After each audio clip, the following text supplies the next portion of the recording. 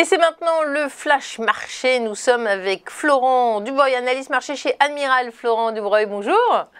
Bonjour Fabienne. Merci d'être avec nous. Alors, les marchés financiers sont pleins d'opportunités en ce moment. Comment vous voyez les choses chez Admiral? Eh bien, on a regardé deux choses principalement, qui est l'or et puis le Brent. Alors, je vais commencer par l'or. On a connu une baisse de plus de 7% sur le premier semestre 2021, mais la tendance semble s'inverser. L'or a repris plus de 2,6% depuis juillet. Et là, sur les derniers jours, on a connu une hausse de à peu près 1,2-1,3%. Donc, on peut supposer que ce regain pour l'or est une traduction directe de l'incertitude des investisseurs sur les marchés financiers. Alors, il y a plusieurs incertitudes, il y en a trois. La première, c'est justement le Covid avec le variant Delta, euh, notamment aux États-Unis, où justement l'Union européenne a indiqué a instauré de nouvelles restrictions pour les voyages non essentiels en provenance des États-Unis. Et puis la deuxième chose, c'est également géopolitique avec le retrait des troupes américaines et de ses alliés en Afghanistan, où là, on ne sait pas comment ça va fonctionner. Est-ce qu'il va y avoir des représailles comme l'a indiqué Joe Biden, ou est-ce que ça va bien se passer? Donc il y a ces deux incertitudes et il y a un exemple qui est fort, c'est l'entreprise Palantir. C'est une société de renseignement mondialement connue qui est américaine, où cette société a indiqué dernièrement qu'elle achetait pour 50,7 millions de dollars de lingots d'or. Donc ce n'est pas un ETF, ce n'est pas un certificat, c'est vraiment de l'or physique. Et donc, ça montre bien quand même une incertitude. Et la cause qui est intéressante, elle indique qu'elle fait ça parce qu'elle a peur d'un fameux Black Swan. Alors, pour nos internautes qui ne savent pas ce qu'est un Black Swan, c'est tout simplement un événement qui est incertain et qui a de grandes conséquences par la suite. Donc, c'est vrai que par rapport à tout ça, on voit bien une incertitude de la part de Palantir sur l'avenir. Côté graphique, et là c'est ce qu'on voit, on voit que début août, il y a une énorme baisse de plus de 7% au niveau de l'or. Ça vient même toucher donc là la barre verte qui est son support, son plus gros support.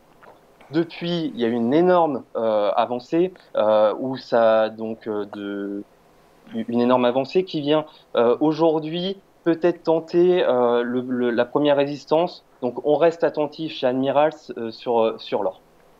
Merci. On va passer au Brent, si vous voulez bien, en tout cas au pétrole, parce que le Brent a rebondi fortement dans sa zone de support. Comment faut-il l'interpréter, d'après vous? Oui, Fabienne, vous avez entièrement raison. C'est extrêmement intéressant, vous allez le voir. On a remarqué qu'il y a eu un pic début juillet à aux environs de 78 dollars le baril. Et depuis, c'est la chute, puisque on a connu 7,5% de baisse en 2 mois. Donc comment on l'analyse? Toujours la même chose, et ça c'est depuis quelques temps déjà le variant Delta qui, lui, si jamais l'économie ralentit à cause de ce variant Delta, eh bien, il y a carrément une consommation du pétrole qui a impacté, qui va ralentir également, et donc le prix va automatiquement baisser. Il y a également l'OPEP qui a indiqué en juillet dernier que avoir trouvé un accord, certes un accord fragile, mais accord tout de même sur la production du pétrole en l'augmentant de 400 000 barils jour tous les mois jusqu'en décembre de cette année. Et hier, l'OPEP+, donc l'OPEP et ses alliés, a indiqué que ça ne va pas aller jusqu'en décembre 2021, mais jusqu'en septembre 2022. Et ça veut dire que ce niveau de production qu'on devrait connaître en septembre 2022, ce serait le même que celui avant Covid. Donc, on reste prudent également parce que il y a eu la tempête Ida aux États-Unis qui a mis beaucoup de production au ralenti. Mais en tout cas, on reste attentif sur le Brent également.